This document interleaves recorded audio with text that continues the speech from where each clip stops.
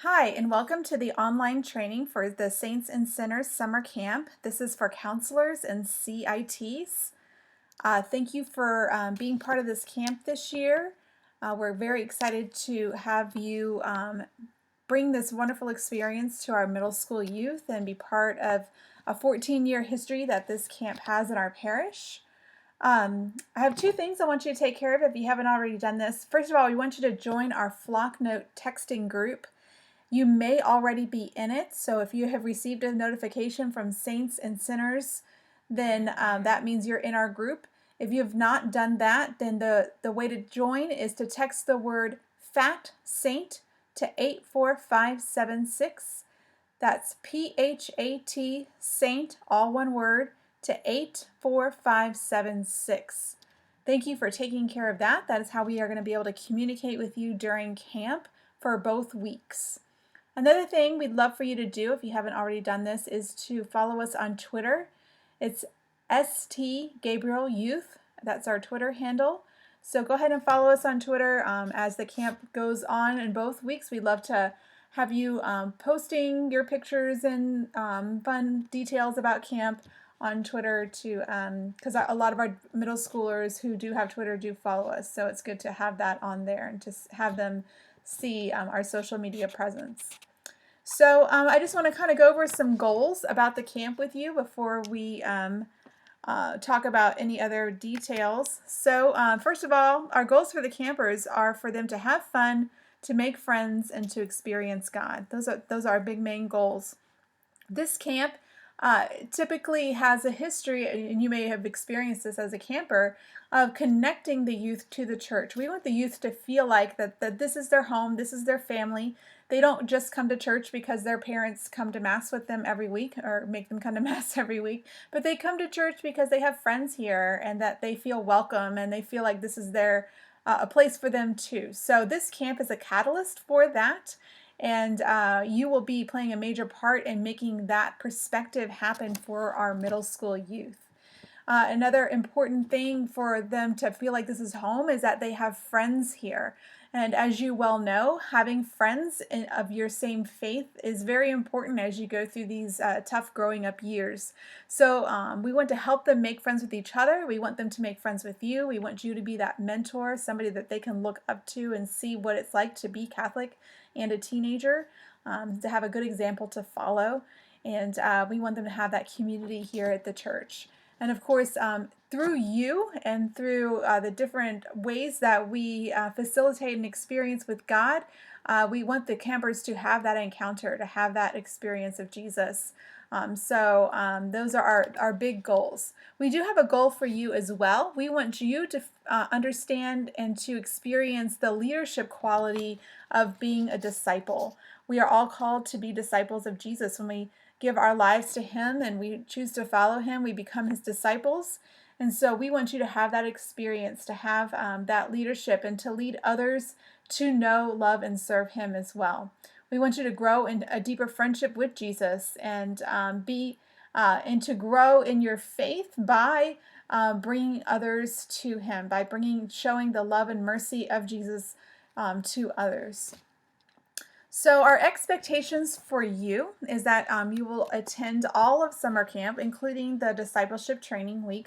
That's an important week where we develop the camp and assign roles and everything and give you the tools you need to be successful.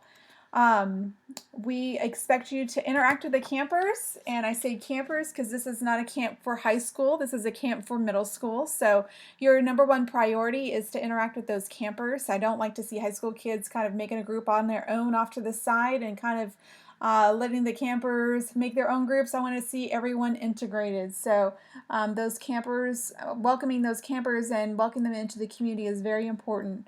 We want you to be an integral part of our goals that we had just discussed. Be thinking about those as we plan the camp and execute the camp in the following week. we want you to experience what it's like to work on a Christian team, to work together, to build community together, and to really rely on one another, because that is also a big part of discipleship. Not only bringing other people into the fold, but to almost live in community, to learn to depend on each other and let Christ work through others to touch your heart as well. And of course, as I stated earlier, we want you to be a good role model. We want you to demonstrate what it's like to have the joy of the Lord and to be that person that can, not only do you know how to have fun, but you know how to have a good kind of fun. We want the campers to see the best of you. I apologize. Looks like my words got cut off there on the bottom. So right now, I'd like to go over the camp week schedule. This is the week where the middle schoolers are with us. We begin on Sunday. Registration begins at 1:15. That's when the campers will start arriving. So we need you to be there at about 12:15 so we can be ready for them and ready for our opening ceremonies. On Monday, we are going to pin stack. We need you there by 8:15 in the morning because all of us are going to go to the 8:30 Mass. So after Mass, after our opening session on Monday, we will go off to pin stack. Tuesday, same thing, 8:15, so that we all are ready for Mass at 8:30. And Tuesday is our service day, and we have lots of awesome projects lined up in McKinney. In fact, we are hoping to get those different agency representatives to our discipleship training week so that you can meet them ahead of time and get a good idea of what you'll be doing at that service site so that you can better prepare your campers for the experience. On Wednesday, again, we begin with Mass, so we need you there by 8:15, and we'll be headed out to Hawaiian Falls in Garland. And on Thursday, this is the day that's going to look very different because of the construction at our church. Due to the sanctuary construction, a lot of our outside areas are not available to us as they have been in the past. So we have really sat down and thought about how we can make this work and still make our Thursday be a super fun day without those treasured activities like Muck Wars and Slip and Slide and all that fun stuff. So it makes me sad that those aren't going to be available to us this year, but we hope that we have a plan to kind of substitute for that. So when we can, and obviously we're going to look at bringing those different activities back again when our construction is completed. But on Thursday, what we have, I had a committee of people help me decide what to do because this was a big decision. I didn't want to make it on my own. And that committee has decided that we're going to bring in group dynamics, and they will bring in their equipment, and they have some games some suggested games that we can play, but I'm going to have the high school counselors that are on this particular committee really work with the group dynamics staff to decide which games that they'll bring out. They're going to bring out a total of 6 games because we'll have 12 crews, and we'll have kind of like an Olympic style competition going on where they'll be crowned a winner at the end. Everyone will earn points, and there'll be like a final winner at the end of the day after all those games are played. So at the very end of Thursday, because we don't have that massive cleanup to do, we have some extra time. And in years past, we have done a talent show with the middle schoolers, and that went over really big. They still talk about that. So we thought it would be fun if the counselors put on kind of a You Got Talent kind of show for the middle schoolers. And we will talk more about that during the discipleship training week. So we have a fun day planned on Thursday, and it may not substitute for some of those other activities that are super fat camp, have, in that tradition, but we hope to bring those activities back in the years to come when our church is completed. So discipleship training week is the week before camp week, and this week will begin on Tuesday instead of Monday. So make sure you have that written in your calendar correctly. We did that change due to the Steubenville conference. That will be that previous weekend. So we begin at 8:30 on Tuesday with Mass, so make sure you're on time on Tuesday. Wednesday, again, we begin at 8:30 with Mass, and then that is our day where we have an outing with just you guys. We're going to go to Hard Knocks in Frisco or McKinney. It's in one of those cities right there on the border. And it's kind of like it's a laser tag place with, it's very realistic props and scenarios. So you really feel like you're in a combat zone. So we thought that might be a fun place to try this year. On Thursday to Friday, that is our overnight lock-in. So you'll arrive at 8:30 on Wednesday. I'm sorry, that should say Thursday. 8:30 on Thursday for Mass, and then we will stay overnight in the church and leave on Friday at 1. So I apologize that those isn't correct in there. I didn't catch that when I made my slides. Make sure you come with all your stuff to spend the night, and it should be a great time. So right now I'd like to go over the different committees for summer camp. We have added some things and taken some things that didn't apply anymore away. So I just want to give everybody an idea of what the committees are, because we are going to ask you to choose a committee at that first day of discipleship training camp. So as you can see here in this chart, we have the committees on one side, and then in the middle it says counselor CIT. Those are the number of counselors that would be sophomores and up on the committee, and then the numbers of CITs that will also be on that committee. We have a large number of CITs this year, which is completely awesome. We love to welcome our incoming freshmen into into this fold, into the counseling side of things. And in order to accommodate this large group, we're having to put them on committees this year. We've done this in the past and it worked out well. So this is how we're going to accommodate this large group of CITs. The CITs will also be doing their CIT work, and Patrick Cable is excited to lead them again this year. And he has a very good plan for breaking the CITs into different teams and getting the work of the camp completed in a way that'll be where you'll feel like you've done something productive, I promise. So we love our CITs, and this is an awesome experience for them too. And I'm excited that when they're not working in those particular CIT groups, that they also get to experience what it's like to be on a committee and to help in that way. So as you can see, we have skits. We have the tech and costume committee, which supports the skits. We have decorations. We combine Sunday games and the group dynamics into one team. This team will be leading games. That's basically what you're doing. You're picking games out and you are running the games either on Sunday or on Thursday when we bring group dynamics in. And this is the team that will work closely with those group dynamics staff to choose and run those games on Thursday. We have our witness team, and this team is going to be the people that give a talk at the different sessions during the week, during the camper week. Opening ceremonies, we have, this is on Sunday. We usually do like a big welcome to the camp and kind of like a, show almost to open camp and to break open the theme for the first time with the campers. We have the band. I'm not sure how many are going to be on the band. That was my best guess for 3. A committee that I added is closing session. At the end of each day, usually we just kind of on the fly did something real quick to kind of recap and end the day. So, but this is a really important part of our day, and I didn't want it to be something that I was just doing on the fly. So I wanted to dedicate a group of people to really think through what the end of each day should look like so that we can recap the events of the day well, and perhaps even have a prayer experience at the end of the day if that recap lends itself well to that. So I need a team for that. The prayer team, you'll notice, doesn't have anybody listed there because this is an additional team. If you would like to be on, like say decorations, you can also be on the prayer team. So this would be a second team that you could be on. And I'm not going to cap it. Anybody who wants to be on this team can be on it. This team will be praying over our witnesses. You'll be praying for the campers. You'll be praying for the camp week in general. And I need people to also lead prayers for meals and at the beginnings and the ends of sessions and stuff of that nature. Our Who's Got Talent committee is going to be coming up with how that's going to work at the end of Thursday. They're going to get the show lined up, and if there needs to be judging and criteria and all that stuff, the Who's Got Talent committee is going to come up with how that will go. And then we also have added the AV committee this year.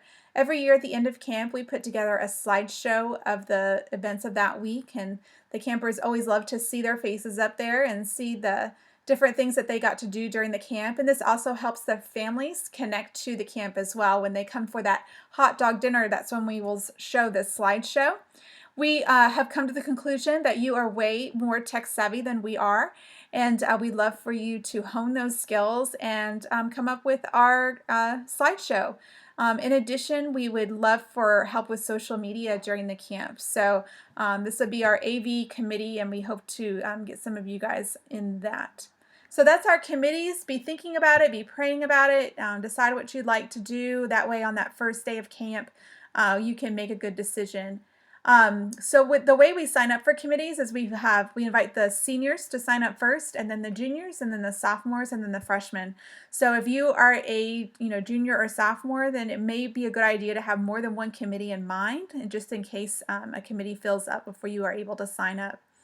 In addition, we have some seniors and juniors this year. We'd love to see our seniors and juniors be in more of a leadership role on these committees. So be praying about it. If there's a committee that speaks to you that you would like to kind of head up, can you please give Justin either a text or an email and let him know that you're interested in leading the witnesses or in leading the closing session committee. That way we can kind of give you a little bit of instruction and vision before the camp starts, so that on that Monday when you have that first day of committee work, you can really organize your team, get your thoughts together, and get work started a little bit quicker than we've been able to do in years past. So on to our next thing, marketing. So we've been working hard to get the campers registered.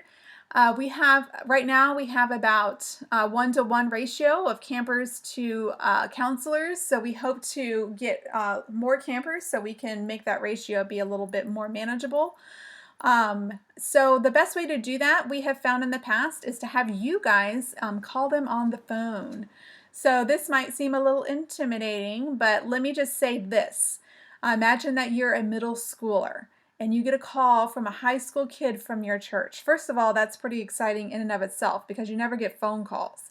And to get a phone call from somebody in high school at your church is also pretty incredible. So, and that high schooler is inviting you to the church. They're inviting you to have this incredible experience this summer. They're inviting you to come and to be part of our church in a way that they haven't been invited before. So that in and of itself is a pretty remarkable thing too for our middle schoolers to have and to feel. So even if they choose not to come to the camp, just to be invited, just to receive that phone call is big. So that's why we do this. It might seem intimidating to you, and I know that talking on the phone can be intimidating, but it's just so important that we do this for the middle schoolers. And once you get that first phone call under your belt, it gets a lot easier, I promise. I do have some call sheets that to give out. So if you're listening to this online training, I will ask you to come and get one from me because I really do need these calls to be made for those campers. Another way we're marketing is I put a Facebook ad out. We're doing announcements from at Mass. We have it in the bulletin. Any time you have an opportunity to talk to any friends or family members that are of this 5th, 6th, and 7th grade age group, it's always good for you to make those invitations as well. So feel free to recruit for the camp. If we don't have campers, we can't have a camp. And right now we need some campers. So I appreciate your help in that. One of the documents that you needed to download on the same web page is the counselor CIT preference sheet. And I do need that back, so please make sure you download that and fill it out. We use this sheet to form small groups and to place you with a group of middle schoolers as best we can. We can't make promises that we can put you with the people you would like to be with, but we do try. We make a good effort. So please go ahead and fill that out and get that back to me. You can leave that in the youth cubby. So now here comes the fun part of our online training. This is our safe environment training. All of the high schoolers who are working with younger kids, middle school on down, they need to have this training just to understand what the seriousness of what you're doing as far as maintaining a safe environment is concerned. So our adults do go through a more extensive training than you do. So all the adults who are going to be present at the camp will have had some safe environment training at the adult level. And this is a training that we need you to have at this high school level so that you can be prepared and know how to react and know what to do in certain situations. So also on that webpage, it was there were two other documents to download. One of them was the Code of Conduct for a Safe Environment, and that is where these bullet points come from. So go ahead, make sure you download and print that one out as well, because you will need to sign it and turn that into me so I can give it to Pat Scott, our safety officer. So right now I'm just going to go through these different bullet points to make sure that you have good understanding of what they mean. The first one says, I agree to treat other participants, leaders, and staff with respect. I understand that all adult leaders have the authority to discipline me, and I will abide by their decisions. So everybody that's there, with exception to me and Justin and Michelle, they are there as volunteers, and we need to make sure that we respect that. That you show them the respect that they deserve, and you appreciate the time that they're donating to this camp. So just keep that in mind as you interact with our other adults. And of course, we're going to treat you with all kinds of respect, and we, of course, would like you to treat us with that respect in return. Number two, I will always follow the schedule and guidelines given to me, which is super important when we go away to places like Hawaiian Falls and Pinsack.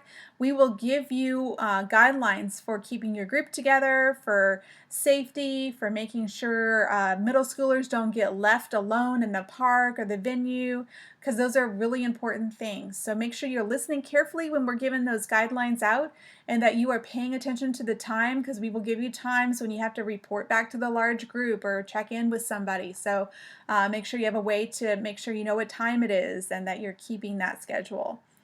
Number three, I understand that alcohol, weapons, fireworks, tobacco products of any kind, illegal drugs, profane or abusive language are not allowed.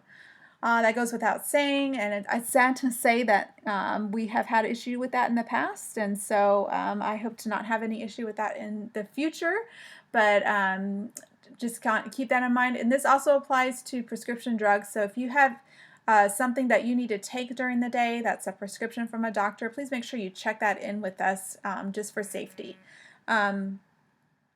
Another situation would be if you have a rescue inhaler, we do want you to keep that with you, because you obviously need that right away if you have an asthma attack.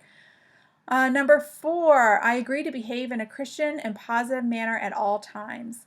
I further agree to just dress appropriately, no short shorts, halter tank tops, or torn clothing.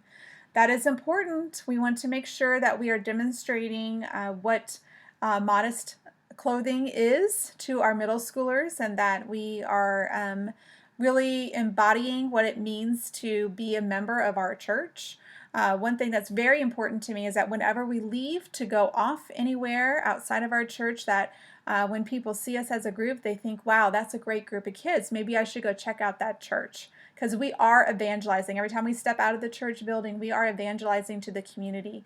And I want the community to have a positive outlook on us, and be curious to know what, that joy that we have, and be curious enough to come and maybe come to Mass at our church. So that is our goal whenever we leave our campus. So be thinking about that in the way that you act and the way that you dress, especially. Number five, sexual indiscretion, including inappropriate touching, language, jokes, is prohibited at all times and in all cases. So that goes without saying. This includes sitting on laps. So I know that can seem like it's no big deal, but let's stay out of each other's laps, please. Moving on to the next slide. No participant is allowed to leave without permission of the coordinator or director. So this would include going to Sonic and getting a drink, or going and getting lunch if you don't like the lunches here. You can't, if your car is there, do not leave. You are under our supervision. So please do not leave unless, if you really need to leave, then you need to come and see me, Lori, before you get in your car and go anywhere. I am responsible for you, so I have that responsibility to make sure I know where you are. The next one, in the event of emergency or other need to contact any participants, the staff must know where I am. Therefore, I agree to stay on the premises and with at least one other person at all times. So please, this is just, don't go off alone. We need you to make sure that if there are times when I need to get the whole group together outside of our schedule, and I do send out that text. If you don't have your phone or your phone's dead or whatever, that somebody near you does and gets that message. So make sure that you are with somebody at all times, and we don't want anyone, especially middle schoolers, they cannot be alone. So do not let middle schoolers go off on their own, even if they want to. Stay within eyeshot so you can see them. If they want to go off by themselves all the time, that might be a situation where you need to come and see one of us to get some advice on how to get them engaged in the activities. The next one is, I understand that I may be working with children, and I agree to take whatever duties I am assigned seriously and responsibly, especially whenever a child's safety is concerned. So this is important to think. If you have to think about whether or not what you're about to do is a safe or good thing to do, then maybe it's not. So my advice here is to stop and think before you do something you probably shouldn't do. Okay, our biggest responsibility is to keep everyone safe. So getting a middle schooler on your shoulders and having a chicken fight is not safe. It's not reasonable. It's not safe. So make sure that you just think before you do stuff.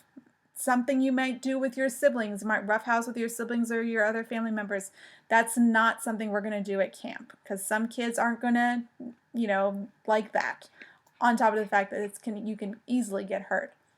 The last one is, I understand if I fail to adhere to any part of this code of conduct, I run the risk of having my parents notified by phone or in person, and I run the risk that I'll be sent home if I refuse to follow the guidelines. So I haven't sent home anybody in a while, and I hope to not send home anybody in the future.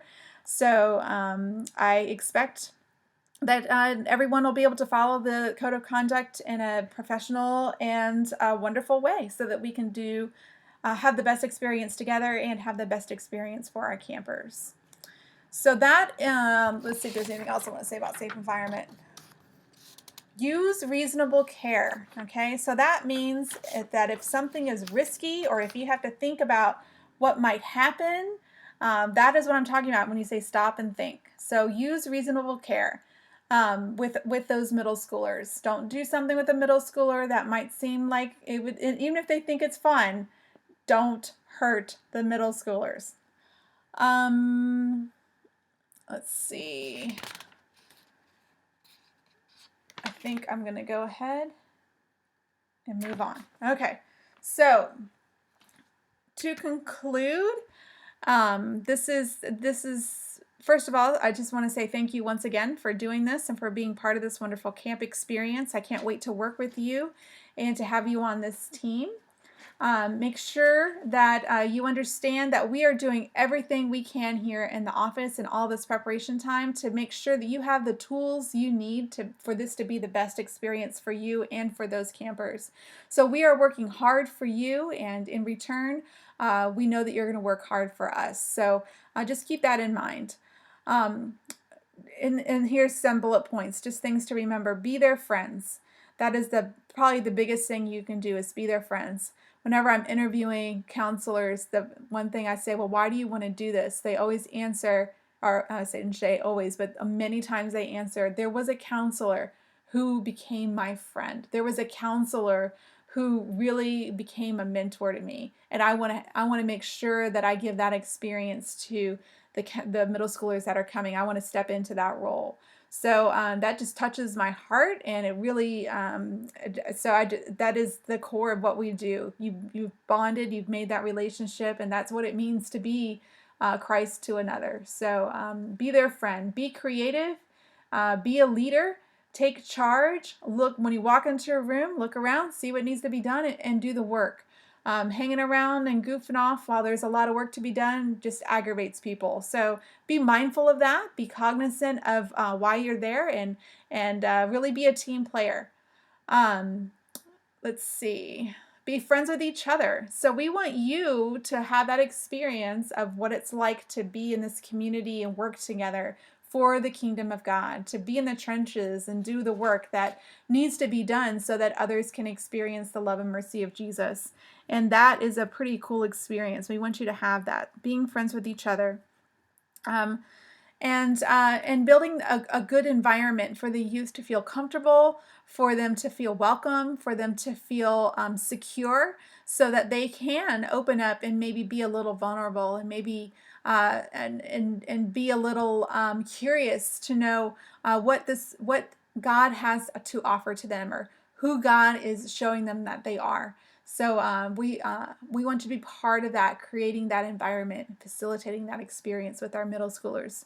So thank you for just being part of this camp, and for volunteering your time and your expertise. And I just can't wait to work with all of you. And I hope that this is a wonderful experience for you. So once again, I just want to say, make sure that you get a camper call sheet from me, that you have turned in the code of conduct for the safe environment training that we went over.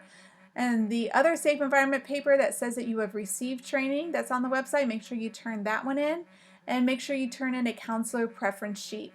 And all of these papers can be turned into the youth cubby that is right outside the office door at the church. So once again, thank you, and I hope you have a wonderful day.